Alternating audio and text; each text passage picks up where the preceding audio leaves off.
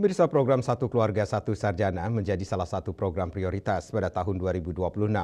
Melalui program ini diharapkan setiap keluarga di Bali memiliki kesempatan yang setara untuk mengakses pendidikan tinggi.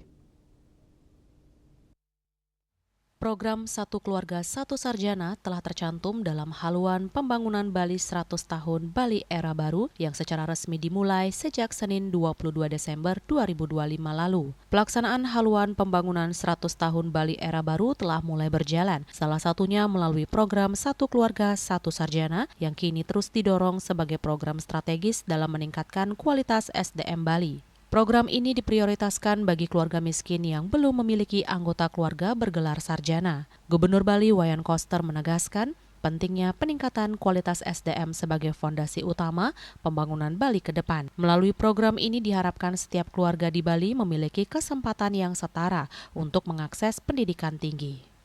Sebenarnya sudah mulai dilaksanakan, cuma peresmiannya aja sekarang. Dalam membangun SDM Bali unggul, program Satu Keluarga Satu Sarjana sudah berjalan.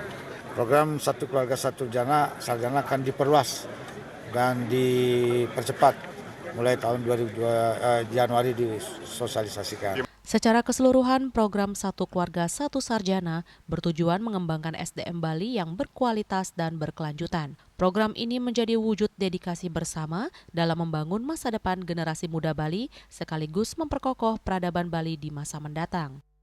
Bunga Widrayani, Bali TV.